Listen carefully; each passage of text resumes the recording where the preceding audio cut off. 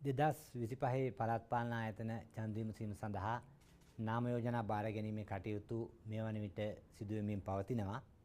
අධිකරණ කටයුත්තක් පැවති නිසා මුල් අවස්ථාවේදී නාම යෝජනා දැන්වීමට ඇතුළත් නොකළ ප්‍රාදේශීය සභා 3ක් සඳහා නාම යෝජනා දැන්වීම අද දිනෙන් නිකුත් කරනු ලැබුවා.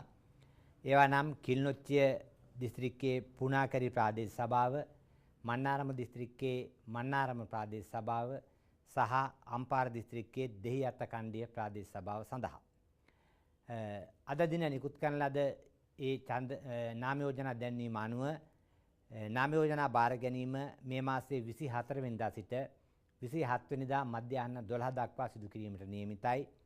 ඒ වගේම අපමුදල් බාර ගැනීම අද දින සිට 26 වෙනිදා දහවල් 12 දක්වා සිදු කිරීමට නියමිතයි. ඒ අතර අනෙකුත් පළාත් පාලන ආයතන 336ක් සඳහා අපමුදල් බාර ගැනීම 19 වෙනිදා මධ්‍යහ්න 12 දක්වා සිදු වෙනවා.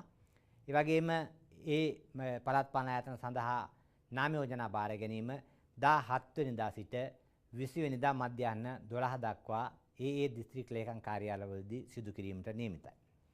රජයේ නිවාඩු දින සහ සෙනසුරාදා ඉරිදා දිනවල අපමුදල් බාර ගැනීමක් සිදු කෙරෙන්නේ නැහැ. 7 වෙනි දින වන විට පළාත් පාලන ආයතන 168ක් සඳහා දේශපාලන පක්ෂ 18කුත් ස්වාධීන කණ්ඩායම් 57කුත් අපමුදල් තැන්පත් කරලා තියෙනවා. මේ පළාත් පාලන ආයතන ඡන්ද විමසීම සඳහා නාම යෝජනා බාර දීමත් සමග බලයලත් නියෝජිතයන් පත් කිරීම සිදු කළ යුතු වෙනවා. බලයලත් නියෝජිතයන් පත් කිරීම සඳහා සියලුම දේශපාලන පක්ෂවලට නාම යෝජනා කාල සීමාව ආරම්භ වීමට පෙර පැය 72කට කලින් තම තමන්ගේ දේශපාලන පක්ෂ සඳහා බලයලත් නියෝජිතයන් පත් කළ යුතුයි. ඒ වගේම ස්වාධීන කණ්ඩායම් සඳහා බලයලත් නියෝජිතයන් පත් කිරීමට තමන් නාම අපමුදල් තැන්පත් කරන දිනය දක්වා අවස්ථාව සැලසෙනවා. ඒ අනුව මුල් පළාත් පාලන ආයතන 336 සඳහා 26 වෙනිදා දහවල් 12 දක්වාත් පසුව අද දින ප්‍රකාශයට පත් කරන ලද පළාත් පාලන ආයතන 3 සඳහා 19 වෙනිදා මධ්‍යහ්න 12 දක්වාත් ඒ කටයුතු සිදු කරන්නට පුළුවන්. 2023 අවලංගු වූ පළාත් පාලන ආයතන සඳහා අපමුදල් ආපසු ගෙවීමේ කටයුතු මේ වන විටත් සිදු වෙමින් පවතිනවා. මේ වන විට මිලියන 118ක ප්‍රමාණයක් අපමුදල් ඒ දේශපාලන පක්ෂ සහ ස්වාධීන කණ්ඩායම් සඳහා ආපසු ගෙවා තිබෙනවා. නාම යෝජනා බාර ගැනීම සහ ඉදිරි ඡන්ද විමසීම පිළිබඳ සංවිධාන කටයුතු සියල්ල මේ වන විට අවසන් කරලා තියෙන්නේ. අපි මේ සතිය තුල පොලිස්පතිවරයා ඒ වගේම රජයේ මුද්‍රණාලයාධිපති තැපැල්පති සමග සාකච්ඡා කළා මේ සංවිධාන කටයුතු පිළිබඳව.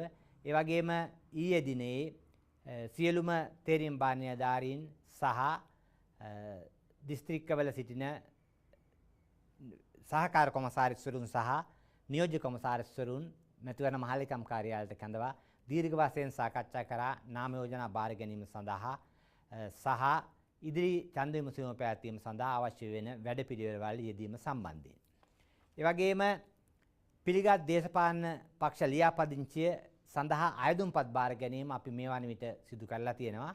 ඒ අයදුම්පත් මේ මාසයේ 28 වෙනිදා දක්වා මැතිවරණ මහලේකම් කාර්යාලයට බාර දීමට හැකියාව තිබෙනවා.